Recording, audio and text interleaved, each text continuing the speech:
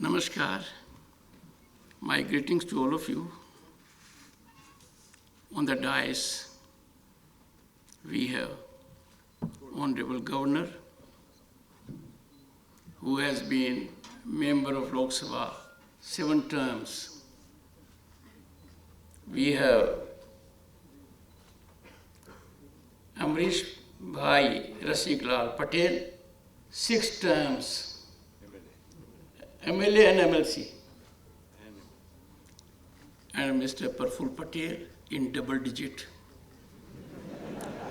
4 times Lok Sabha, 6 times Rajya Sabha, and still counting.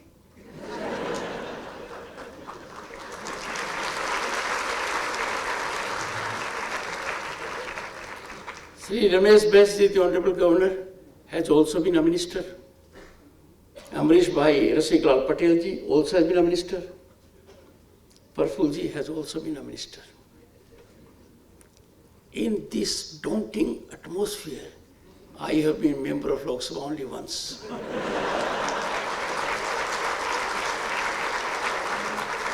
And there also I was deprived of the opportunity of being ex-member because our term did not complete, so I became ex-member.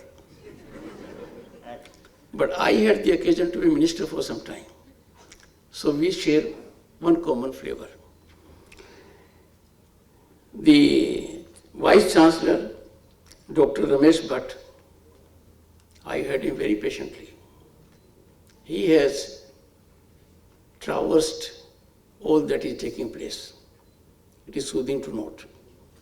And no doubt the Institute will be on incremental trajectory.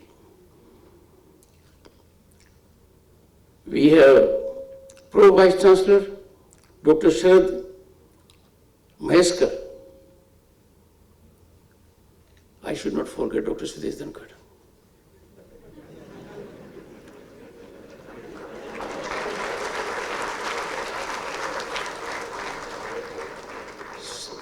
She shares one thing in common with Amrish Bhai ji.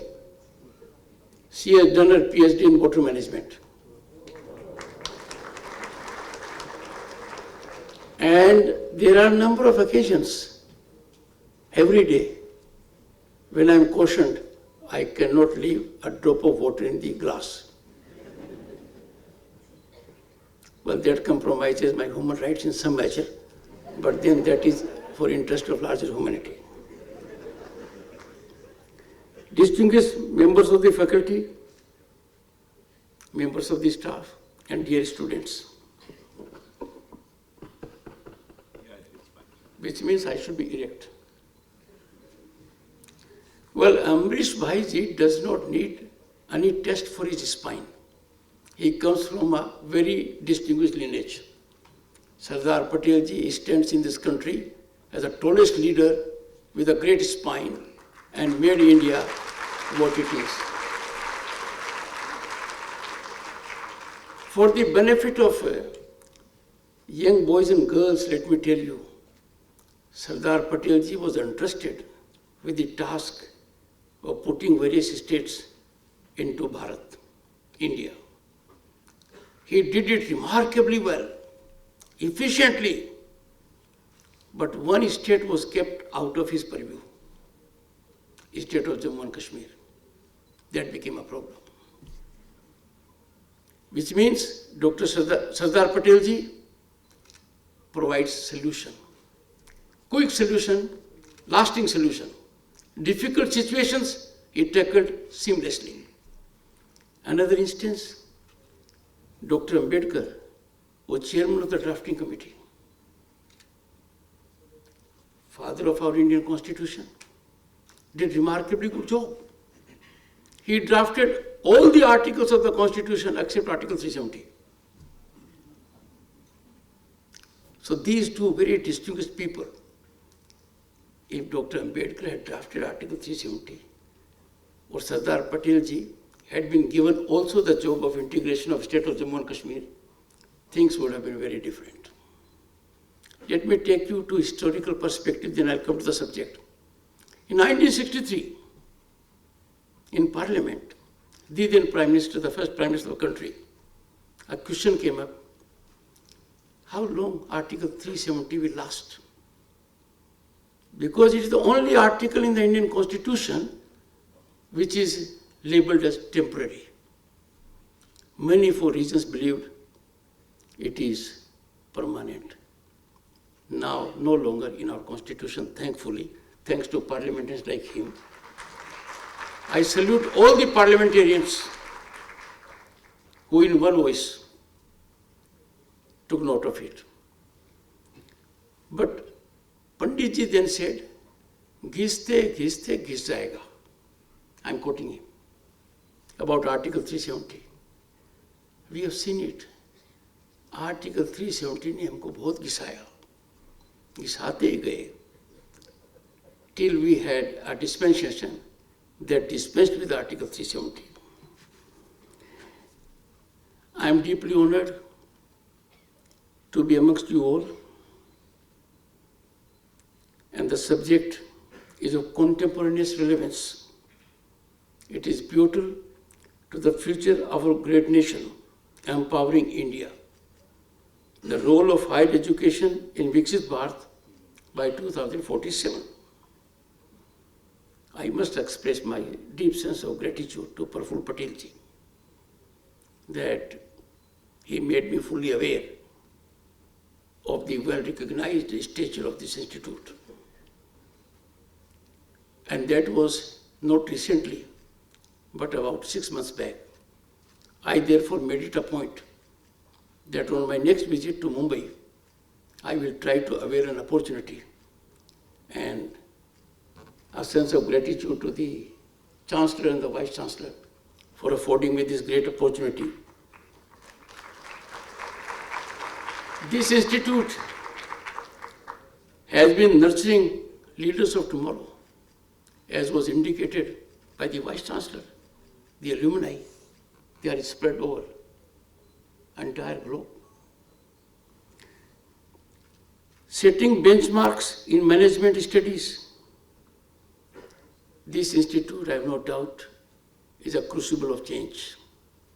It catalyzes big change, and a big change that goes to the benefit of empowering our Bharat, home to 1/6 of humanity.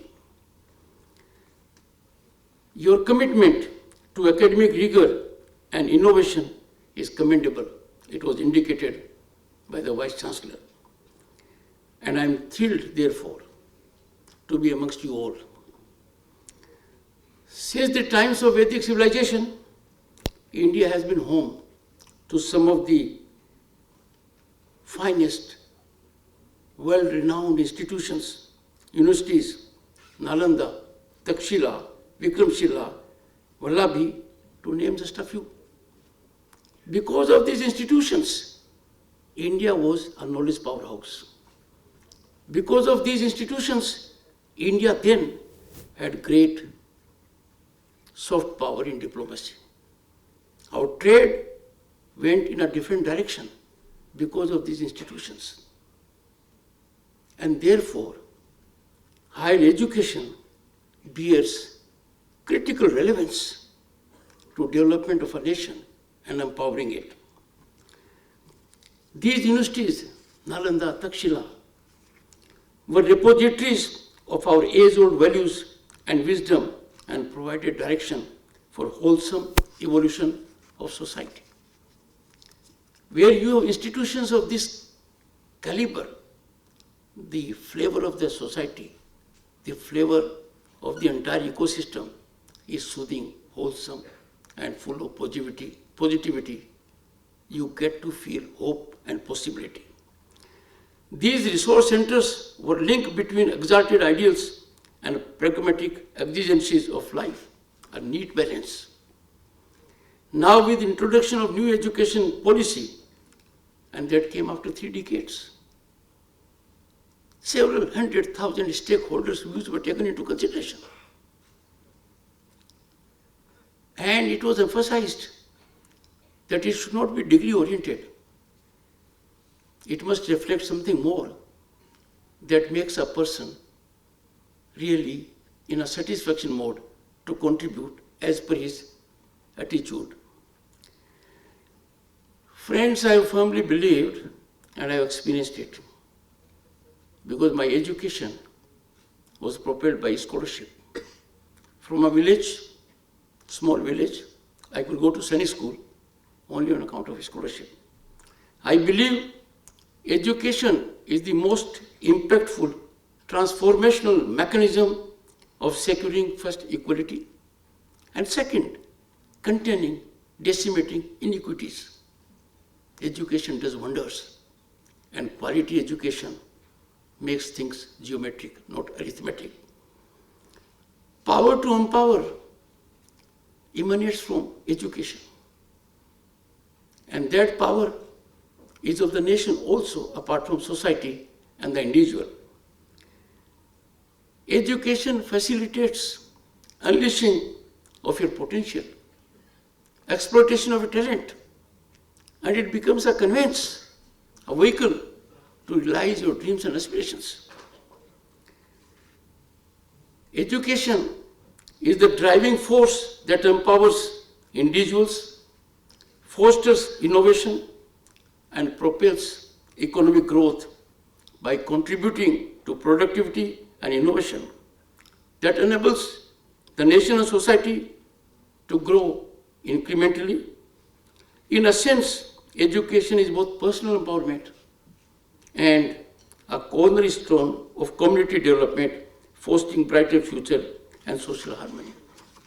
You may have several positions, wealth, house, car, that is individual in nature. Education is not. It empowers you. Simultaneously, it helps everyone else.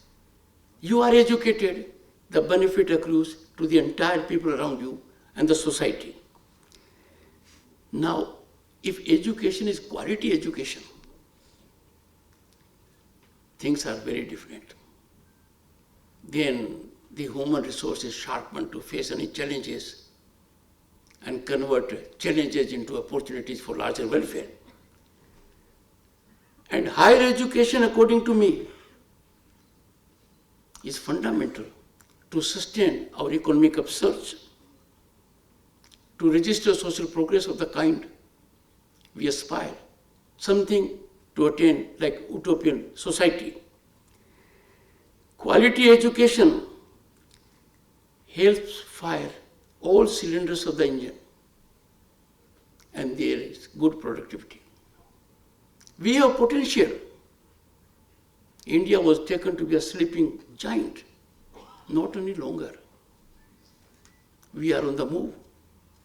Our rise is incremental, unstoppable, and getting accolades from global institutions.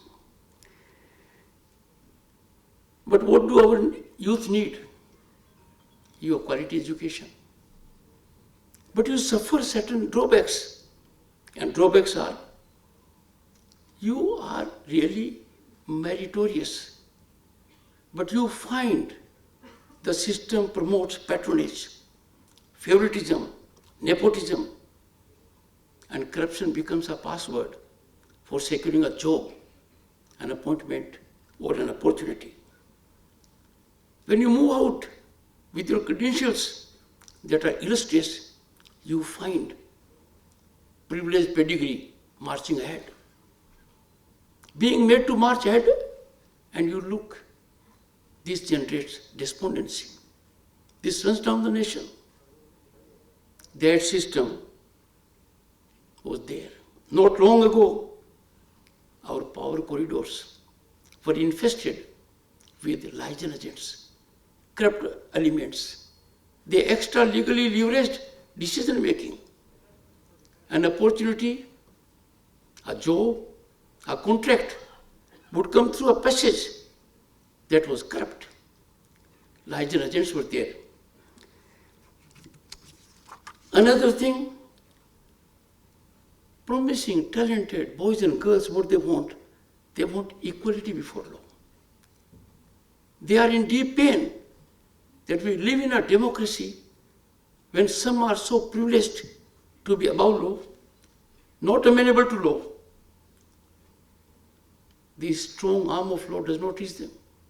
So these things were holding us back. But now, in last decade or so, as a result of affirmative government policies, initiatives and innovative steps, an ecosystem is in place where our youth can have full play in their joints. They can fully expand their potential. And this is because now our power corridors are sanitized of corrupt elements. I am sure youngsters will have no occasion to see what we have seen. The institution of lies and agents, which was indispensable, is now extinct, beyond revival. Equality before law, that eluded us for long, that was bane of our system, is a ground reality.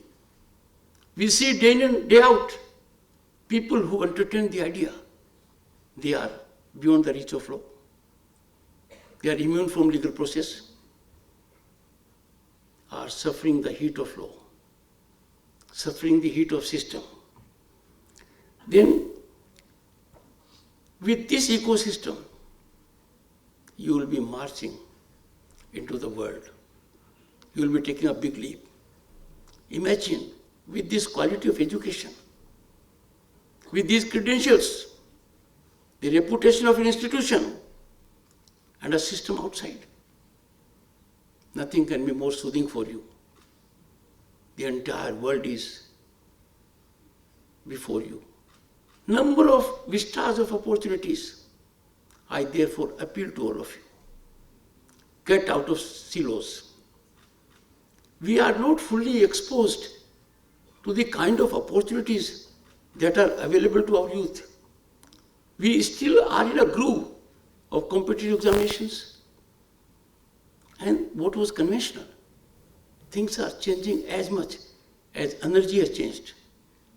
Now the non-conventional sources of energy match the non-conventional sources of opportunities for our youth. I would urge you to look beyond what is visible, and you will find you will have opportunities in space, in every walk of life. Disruptive technologies, I'll come to that later, afford you opportunities of development of a dimension which is unbelievable. My young friends, respect for law is a respect for nationalism. Respect for law is respect for democracy, and respect for law is respect for meritocracy.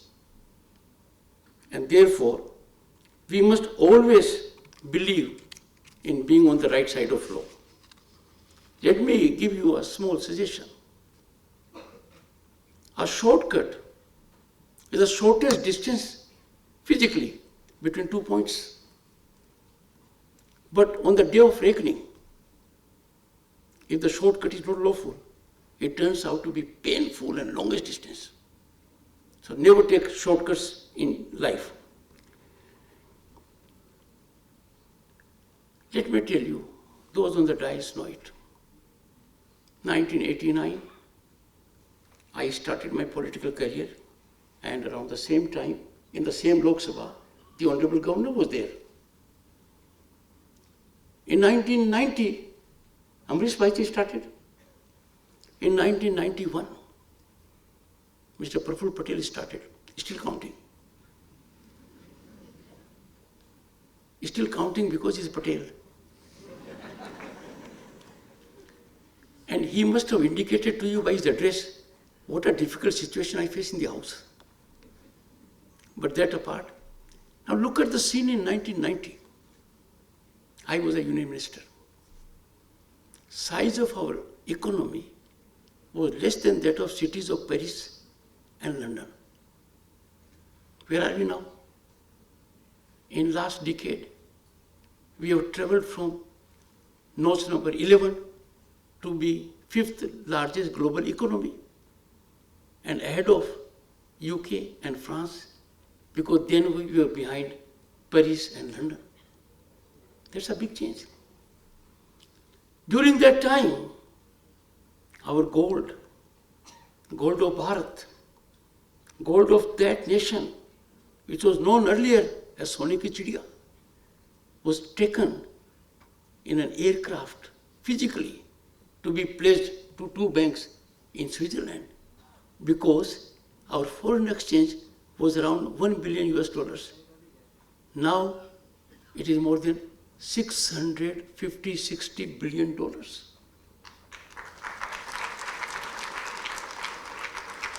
I had the occasion then as a minister to go to Jammu and Kashmir, Centaur Hotel. There was deathly silence. Just imagine after removing Article 370, a temporary article from our constitution, we had tourists in thousands. Lakhs, you are right, million also as a matter. Now, here comes a catch. Media will report an incident.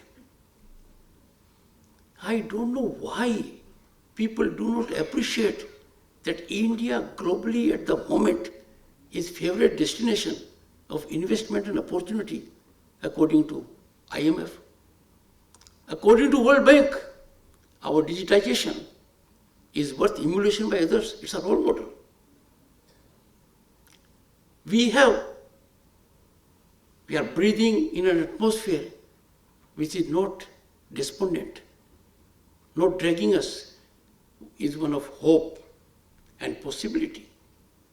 And therefore, we must look at the grandiose achievements we have, the exponential, phenomenal rise in every sector. Could we ever imagine that in our Bharat, every house will have a toilet? Could we imagine that cooking gas will be available in that measure? The gentleman here, Mr. Praful Patel, and the Honorable Governor will bear me out. As members of Parliament, we had 50 gas connections a year. And we thought we were big power. We could distribute those 50 connections.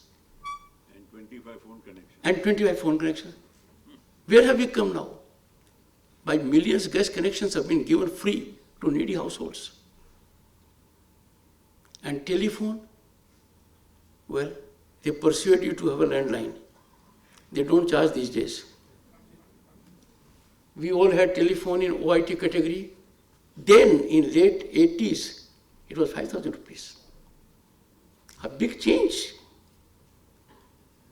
So we have really come to a level where global institutions that were earlier trying to advise us now are seeking our advice. All this has taken place recently in a decade. When you have a political journey, that journey may have sometimes air pocket here and there. That air pocket doesn't disturb the destination or the flight trajectory. Trust me, next 5 years, India's rise will be like that which a rocket has beyond gravitational force. The rocket took off. The rocket took off. And you know, when a rocket takes off, huge power is required. That was there a decade ago. 5 years later, the rocket left gravitational force. And now the rocket is in space. And that is why the entire world says, looks up to India. My young friends, just look at what has happened in G20. G20 functions were held in every state and every union territory. The main function was in Bharat Mandapam. I'm used to it. It happens quite often in Parliament. It happens. Bharat Mandapam, a convention center of world repute. We had P20 Parliament. World Parliaments met at Yashobhumi. Meaning thereby, we are really going in big ticket achievements, infrastructure and otherwise. Friends, in the face of all these, you will find nefarious forces with pernicious design trying to set afloat a narrative to demean, taint, tarnish our institutions, run down our growth trajectory. Now you youngsters know it. Your silence may not be appropriate because it gives wings to these false narratives. We must neutralize these narratives because the ground reality is so very different. Sometimes I am amazed that people are caught and it picks up fast. Some agency in the globe has said about India hunger status. My goodness, I was governor state of West Bengal. The way we faced COVID, we helped 100 nations. There were some in the country who sounded alarming bells wrongly. The leadership of the country took initiatives, innovative steps. We became the only country that gave digital certificate. Similarly, we have to be on guard that from 1st April 2020, to be precise, 850 million people of this country are getting free food, ration and dal. Imagine. And it will continue for the next 5 years. How can there be a challenge in this country?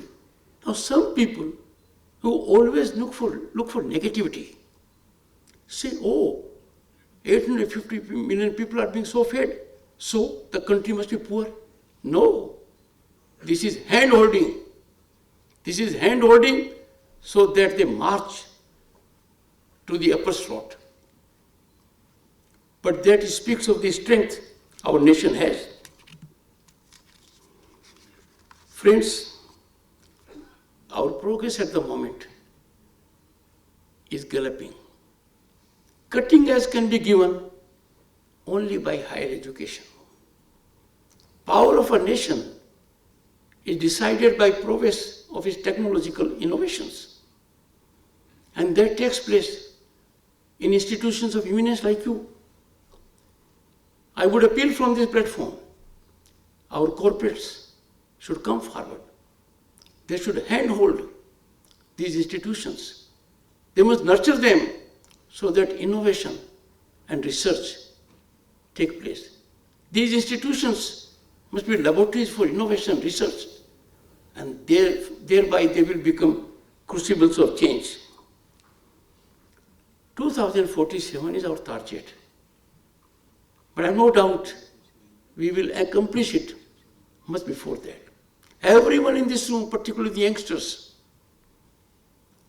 you are a great part of the marathon march for 2047. You are vital stakeholders in democratic governance of the nation. By 2047, you would be in driver's seat. And therefore, I have no doubt Bharat will regain what it had ages ago. Our concept of Viksit Bharat is not just a goal, it's a sacred mission. It calls every citizen to be vigilant and commit. ये एक ऐसा हवन है, इस हवन में हर किसी को आहुति देनी है, हर किसी का सहयोग होना है, पूर्ण आहुति होगी, उसमें सबकी भागीदारी होगी. ये हमने कर भी दिखाया है.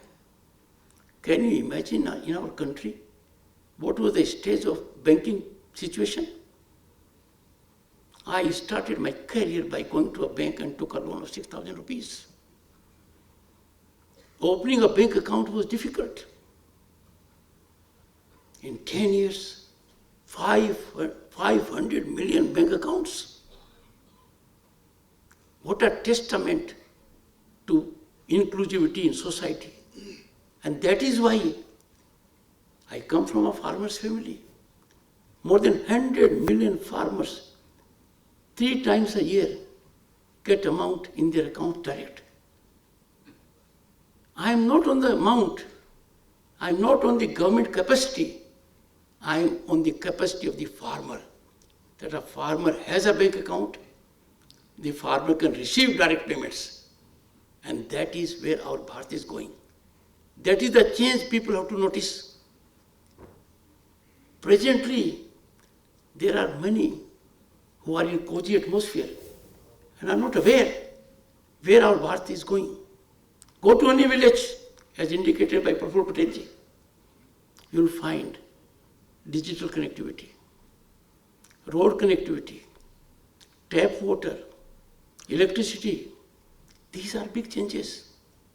If you have to work from home, you can work from your home in a village also, because we are technologically enabled. Friends, a great beginning has been made. We have a resilient financial ecosystem. It is fueled by schemes. Mudra scheme. Just imagine, our women and girls have enormously benefited. 60% out of this. Huge amounts are available to them. Women empowerment is so fundamental to growth of society on the planet. But Bharat has taken a great step. In 2023, there will be vertical and horizontal reservation for women in Parliament, Lok Sabha, and state legislatures to the extent of 1/3. You must have witnessed Republic Day parade in 2024 on Kartavya Path. Our woman empowerment was blossoming. Bharat is defining woman empowerment and woman-led empowerment to the entire world. We have, as first citizen, a tribal lady. Imagine where we have come. Extremely talented, has seen great experience, ground reality. She is there. This is the big change that is coming. Each one of you, let me tell you, can unsettle the list of top corporates, because now we have in place new situations. If we go for, let's say, quantum computing, you will have much better idea. Our green hydrogen mission, something very different. Even 6G, the commercial part of it will start from 2025. And in all these things, my young friends, we are part of countries that are in single digit. All of you will be going to corporates or having your startups, but you will be helping the nation greatly if you please take into consideration some of my suggestions. I have urged parliamentarians on a number of occasions. Economic nationalism is fundamental to us. What a pain it is for us that for fiscal gain, we import kite, furniture, diya, toys, curtains. Should our country be importing items that are avoidable? We must have a policy to be vocal for local. We will be saving more than $100 billion in foreign exchange if we rigorously practice it. You will find at the root of it that those in business, industry, trade and commerce engage into imports only to see their profit goes up. In the process, they forget that the profit they are making is at the cost of indigenous labor, indigenous entrepreneurship, and draining out our precious foreign exchange. To the leader here, I especially appeal, please catalyze whirlwind of opinion. Why should our raw materials leave our shores? without value addition. It is not a good reflection that iron ore is being so exported. We must add value to our produce. We must add value to our produce significantly if we have to empower our nation. And from that perspective, I will appeal to all of you. You can also in your life contribute, because when it comes to economic nationalism, it is twofold. One, the importer. Second, the consumer. We can be extremely alive, and I'm sure that will bring about a big change. Friends, we like it or not, disruptive technologies are with us. They have entered our home, they have entered our workplace. It is nothing short of a fourth industrial revolution. Because of these technologies, we are at the cusp of a big change, a change that will startle us. There are challenges and opportunities. Impressionable minds like you can convert these challenges into opportunities. Artificial intelligence, Internet of Things, machine learning, blockchain are not defined by lexicon words. You have to go deep into it. I was myself startled at the enormous potential that is there when I got a presentation from the experts. You can handle it, because in whatever walk of life you go, you will be contributing massively.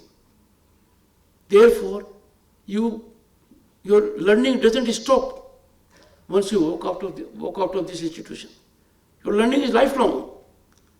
And as human resource of the largest democracy, mother of democracy, you have to be ahead of the others in the world. I have no doubt our genius is defined by our history and civilizational depth of 5,000 years. I can say, without fear of contradiction, this century belongs to Bharat. Look at what we did in G20. I'll take you to 3 decisions, fundamental. 1, European Union was already part of G20.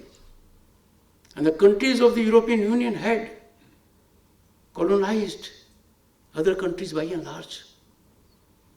It was in Bharat, at the initiative of the Prime Minister Narendra Modi, that African Union was made a part of G20, a big thing. Another landmark decision. Global South constitutes a huge chunk of population and GDP of the world. It was unknown to the world. Prime Minister Modi took the initiative, and Bharat became the voice of Global South. It is now at century stage. And third, ages back, centuries back, we had trade with other countries through land and sea. That route has been formalized. It is a matter of time it will be functional. Enormous opportunities for all of you. Friends, you are not part of the privileged pedigree. You are the privileged. You are the privileged defined by your merit, by your attainment of skill. And therefore it lies that you not only work for yourself, but you handhold others also. In your own life, if you make it a mission, you can certainly create a wave that yes, I undertake to inspire, motivate, energize at least 2 persons. That will go a long way. Dear friends, when I look at young people, particularly institutions of your category, here I am interacting with you one way. But when I have the occasion to interact both sides, I am unreached, I am enlightened, and I have no doubt our Bharat is on rise. I would suggest to Amrish Bhaiji and Praful Patel ji, I would be happy and delighted to ensure a visit of the students and faculty to new building of Parliament.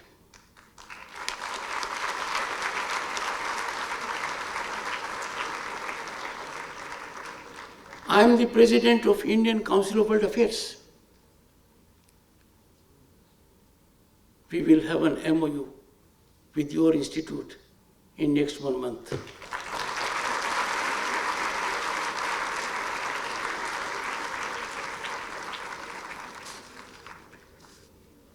We don't have to define our progress in economic terms. But India's rise, let me tell you friends, is like a plateau. That plateau is defined because road connectivity to the villages, toilets, har ghar mein nal mein jal, digitization of the village, all the electricity, and now a new concept has come. You power yourself because government has come out with a scheme of solar power for every home. So I call upon industry, trade, business and commerce, their leadership, their associations to nurture the spirit of educational institutions, innovation, research, economic nationalism. These institutions must think beyond their normal working. When it comes to alumni, I have cherished an idea, and we have people here who can fructify it. We must have confederation of alumni associations. If we have alumni associations of prestigious institutions like yours, IITs, IIMs, we will have a think tank unmatched in the world, which can help us formulate policies. I am sure it will be taken note of. Friends, don't fear failure. Don't have stress. Don't have tension. Chandrayaan 3 would not have been a success but for Chandrayaan 2 effort. For some people, Chandrayaan 2 was a failure. I was Governor of State of West Bengal. Chandrayaan 2 was to land around 2 a.m. Along with my wife, we went to Science City in Kolkata. 500 boys and girls were before us. It reached quite close to the lunar surface. Landing was not soft. Some thought it was failure. No, it was largely successful. Success of Chandrayaan 3 is firmed up on Chandrayaan 2. Therefore, if an idea occurs to you, don't allow your mind to be parking place for that idea. If you have a brilliant idea, it is parked in your mind, you don't act on it, you are doing a disfavor to yourself and also not favoring the society at large. So never fear failure. Friends, I think I have taken time more than I should have, but you don't have this kind of audience. It is like this, when the house is in decorum, the productivity is more.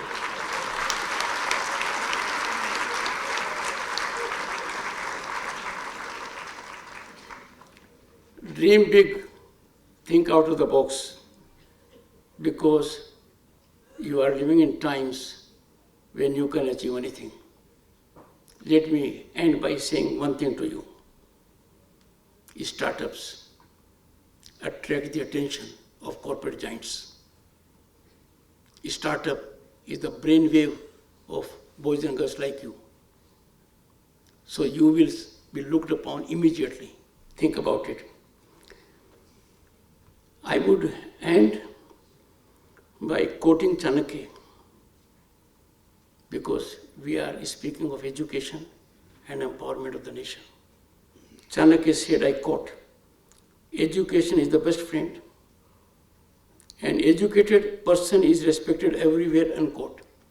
Couple it with what Swami Vivekananda said. arise, I'm quoting him, arise, awake, and stop not until the goal is reached.